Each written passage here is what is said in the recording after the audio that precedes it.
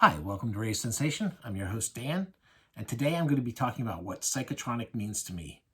And by psychotronic, I mean the books and magazines put out by Michael Weldon with the word psychotronic in the title.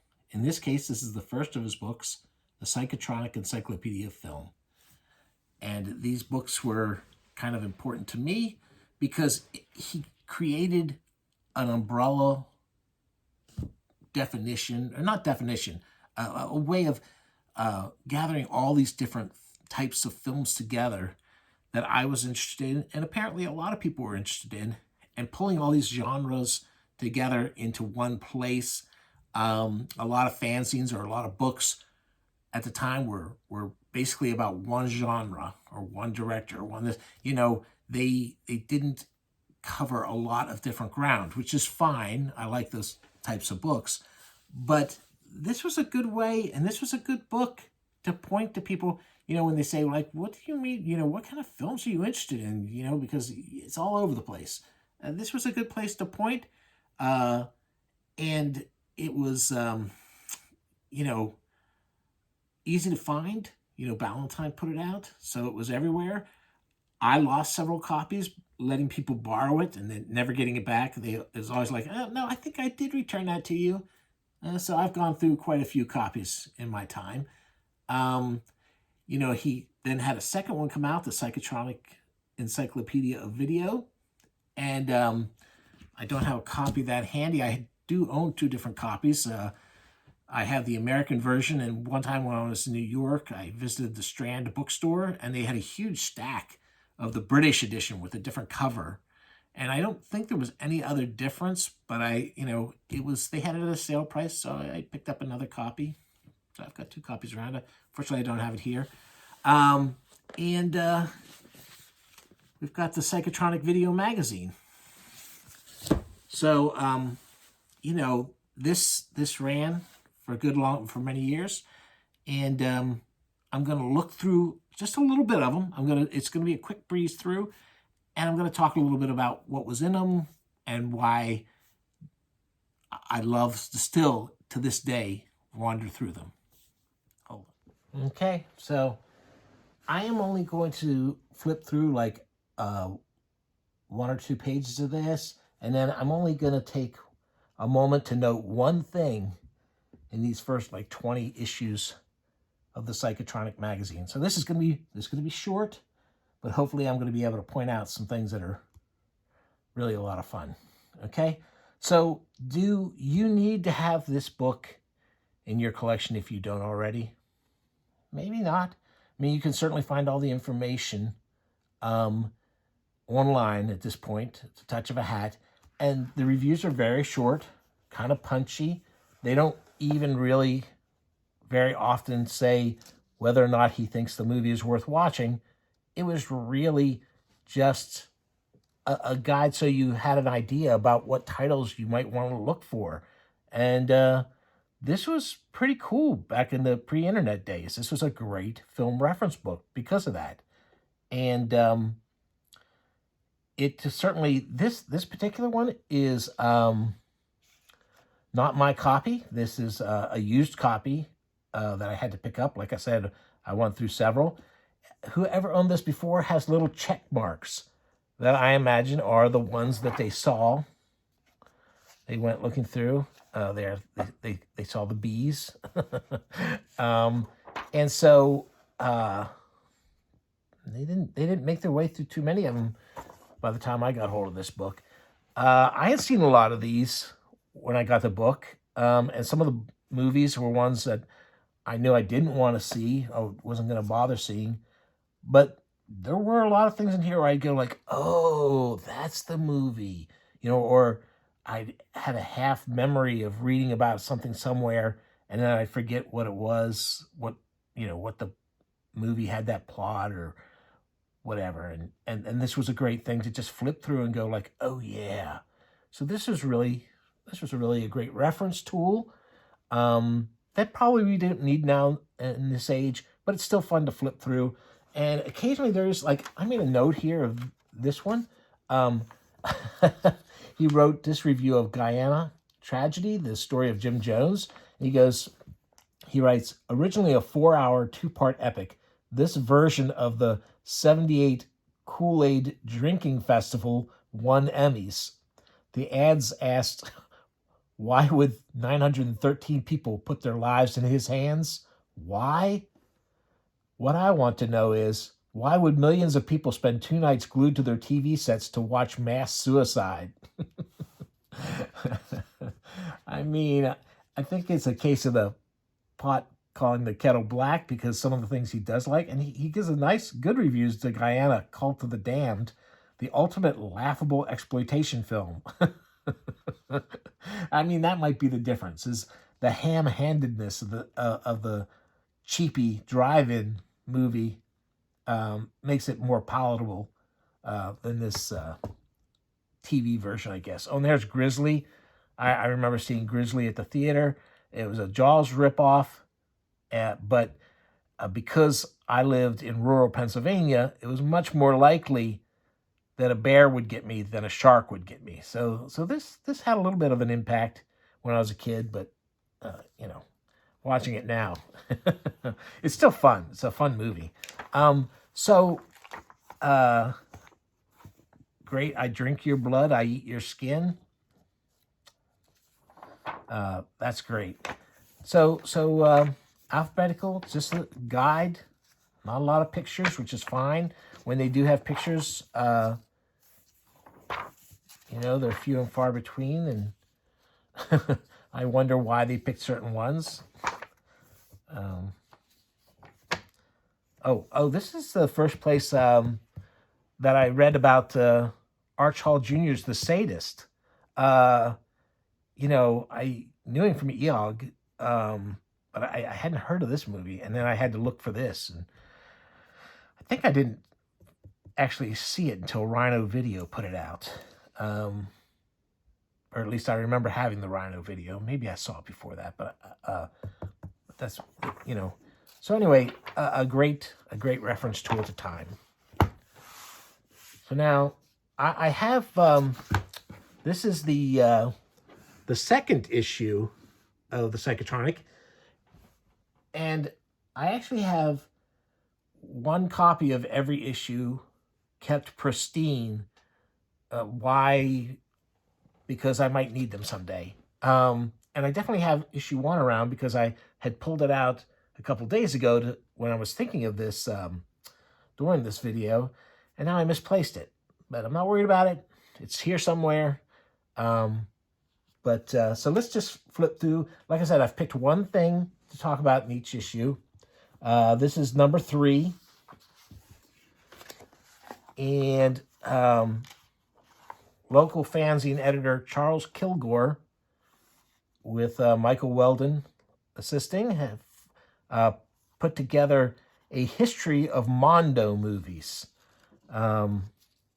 Those supposedly true-life exposés of the wild, woolly antics of the rest of the world.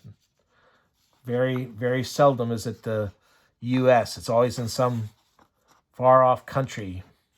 And many times it's about primitive rituals and shocking. Isn't this horrible? These crazy people still do this. And it's a pretty nice long article. And it's got some longer reviews, the more important ones of the series. And that was pretty great at the time. And let's jump over to this one. This is issue 4. And I picked this one because Drew Friedman did that piece of artwork there, and I thought that was really cool. They have a couple of cartoonists who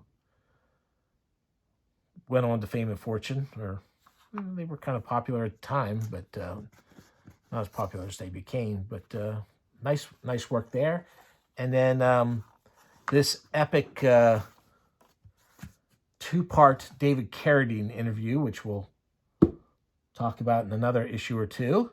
Now, I'm not going to go over all these interviews they do in this magazine. I mean, it's incredible the people they got to interview, luckily they talked to a lot of people before they passed away. A lot of these people are no longer with us. They're B-movie stars. They're old stars of films who are past their prime. They're modern people who might be down on their luck. It's just all these people who ended up doing some, what he considers psychotronic movies. And the Carradine one is really interesting. They did it. It's huge, long. It's 2 parts. This is part 1.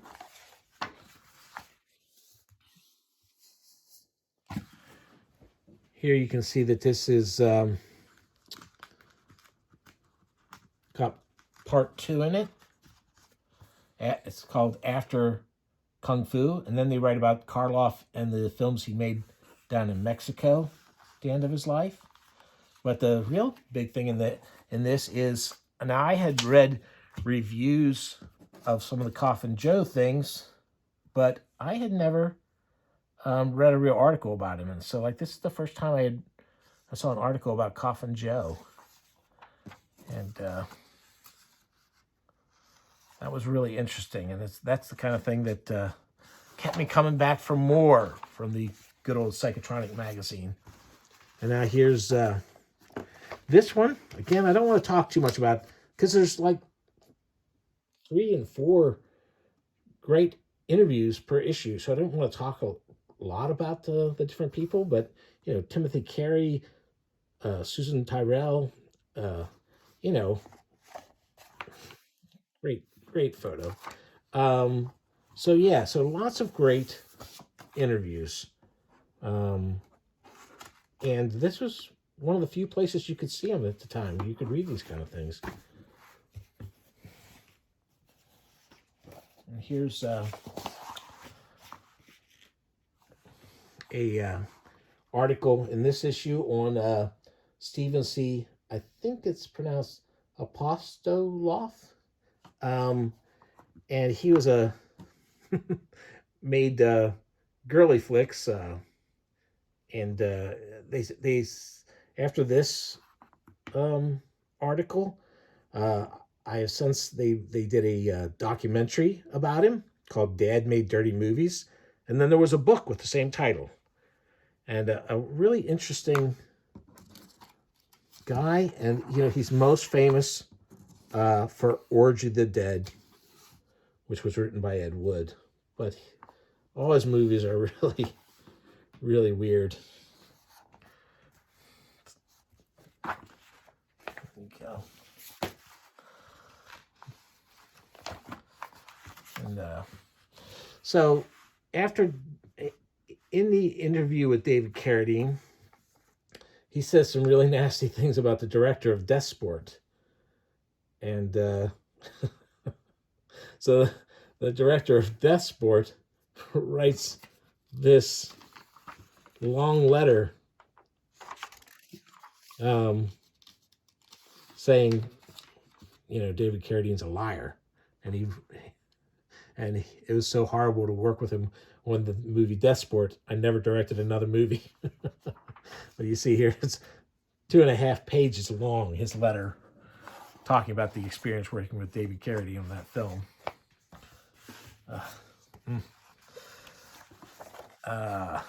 Again, I don't want to talk too much just about the interviews, but this is a great overview of Fred Williamson's career. And if you're interested in the blaxploitation stuff at all, it's his side of all the dealings he did, because he got a lot of movies made long after the blaxploitation craze died out.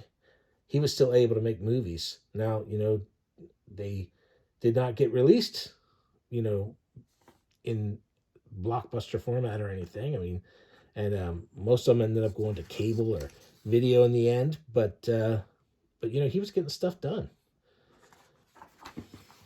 That's a good one. That's a really interesting. And here I just wanted to point out Duke Mitchell and Sammy Petrillo are the their whole act was built around them imitating Martin and Lewis, and they got in trouble for it, I believe. And but this Bela Lugosi Meets a Brooklyn Gorilla, that used to play on TV a lot, and I used to watch it. And if you think Jerry Lewis,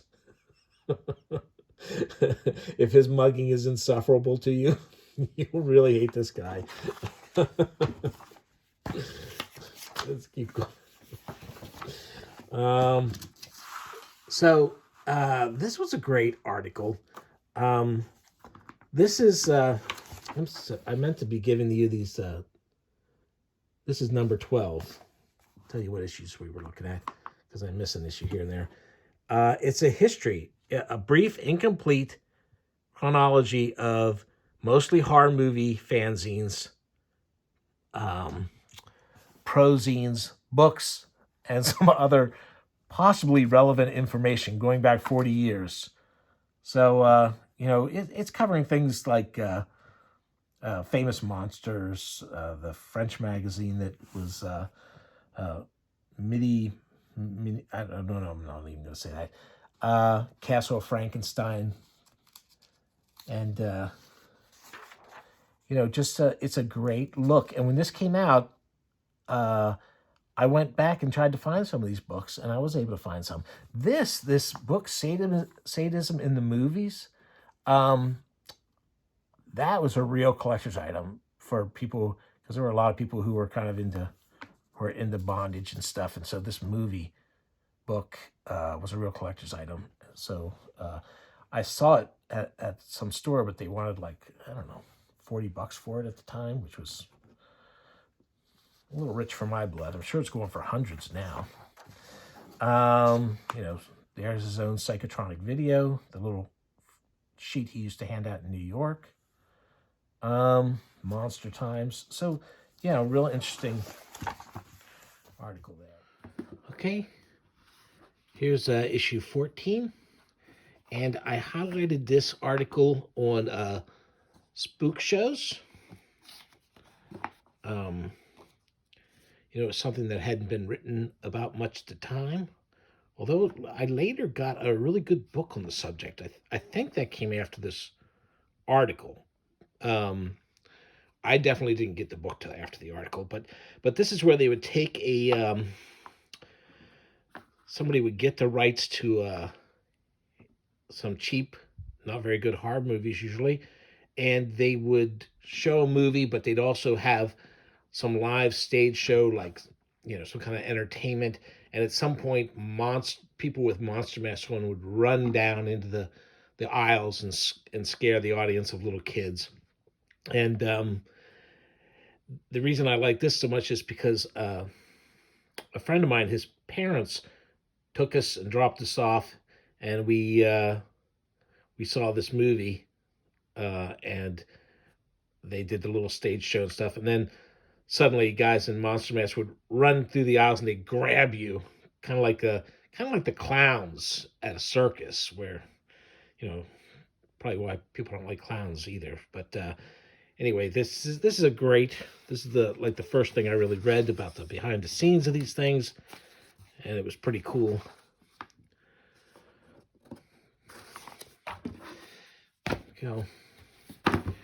Here's number 16.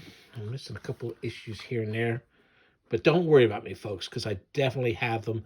I have at least 2 copies of every issue. I just don't have them all right here. Okay, in this one, I thought I'd point out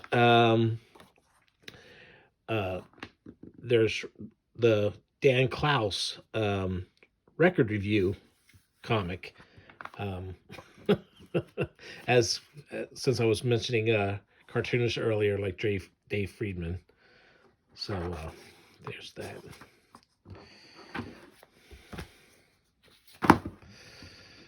Okay, here's number 17.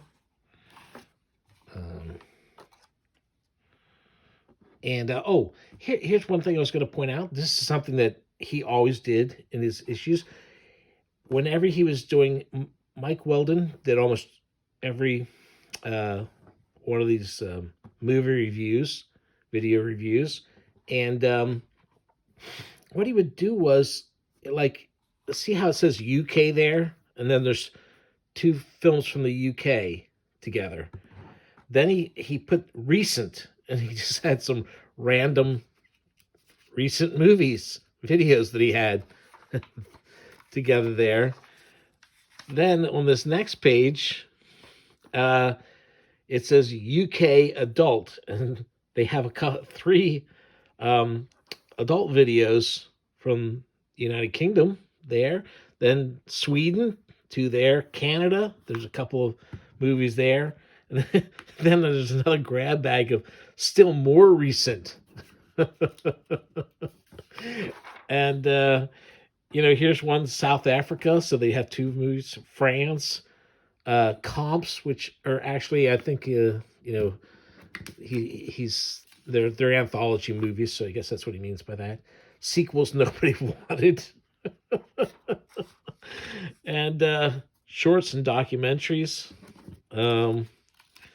So yeah, I thought I'd point that out. And he did that in every issue. Like I said, I'm just picking something at random in these different issues to show off. Here's issue 19.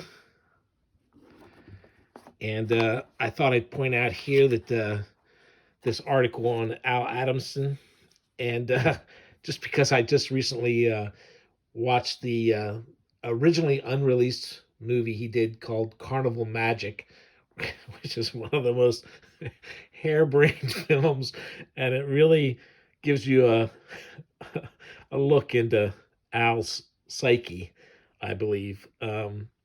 Yeah, check out Carnival Magic. It's a terrible family movie, just inexplicable.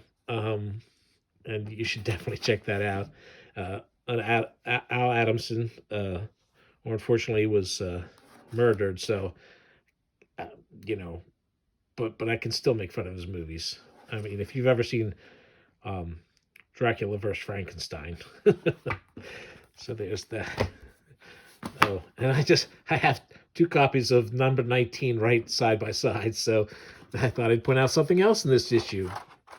And that is, a lot of times they have these, what they asked their fans to do was try and get pictures of famous people looking at Psychotronic.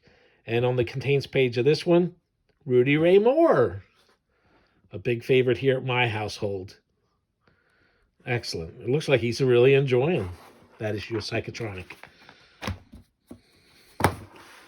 Here's number 20. Woo! Dogs were getting up there, huh? Why doesn't my... there we go. Oh, so another thing that was in most issues was the never to be forgotten category, and it's obituaries. Gosh, man.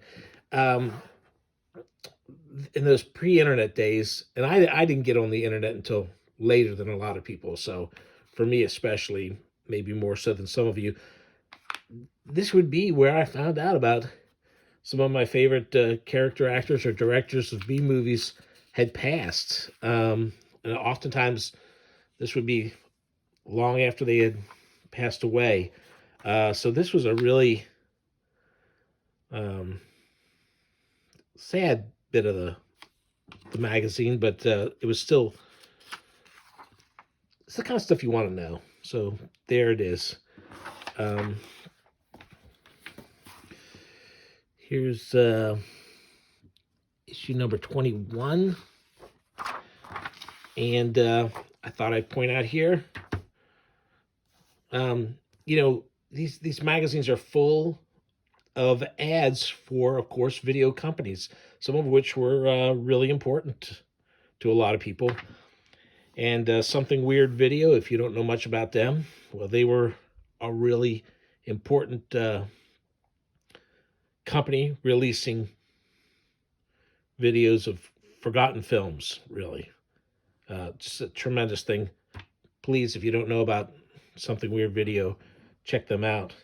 And and here's John Waters checking out an issue of Psychotronic. All right. Issue 22. Green Slime, one of my favorites. Some of the best Goofy monsters. Oh, and I just randomly thought I'd point out here, it's they had a review of the documentary on the guy who came up with the skateboard sticker, Andre the Giant Has a Posse. And, you know, I have not seen that documentary. I forgot that it existed. And just looking through this, it makes me want to see it because it's supposedly the story about how this sticker made its way around the world. And really, the way it was everywhere for a while, I think that sounds like a really great story. So I'm going to look that up and watch it. Just one of the great things about this. Okay. You know something? I didn't mark anything on this one. Oh, it's got a lot of, you know, as usual, it's got a lot of great stuff in it. But here's number 23. Oh, I thought I'd point out here, one thing about the Psychotronic was that one gap in the Psychotronic was, although they covered foreign films, not greatly. Michael was firmly in the U.S. and British thing, although they did cover foreign films, but they were especially negligent when it came to Asian films. And considering how, you know, how wild and how important the Asian films were at the time this magazine was coming out, that seemed like a big hole in it. And then Art Black had a column, The Damned and the Demented, and it didn't start out just being about Asian films, and it never became totally about Asian films. But he took up the role of being the person who spoke about Asian films. And you can see, you know, the Michelle Yeoh there and Anthony Wong. And so, you know, finally it got a little attention.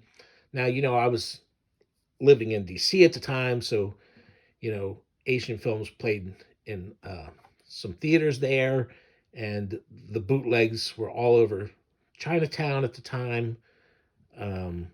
So it wasn't like it was, I was reading stuff here and going like, oh, good. Occasionally there would be some really obscure thing that I would find out about through here. But the idea was that I wanted the same people who were interested in all these other things. I wanted Asian films to be the same way. It was really hard at first, you know, because the legitimate videos were not being put out on most of this. If you were interested in these things, you definitely had to do the bootleg circuit. So anyway, The Damned and the Demented. And now I am not going to look through all the rest of these, but you see how many and how wonderful it all is. And I did mark one thing. What did I mark here? Oh, no, that's just more of The Damned and the Demented. I guess I forgot I was going to talk about it in the other issue. So anyway, that's just a trip down through there. And hopefully I gave you an idea about why Psychotronic was important at the time and why, you know, you might want to look for these. I think they're relatively inexpensive still. I mean, some of these issues had pretty good print runs. And like I say, I find them in comic stores a lot of times in the cheap bins, or sometimes they're bagged, but they're still not much above cover price. I think if you pick a couple up, you might find yourself pleasantly surprised. Anyway, that's all for today.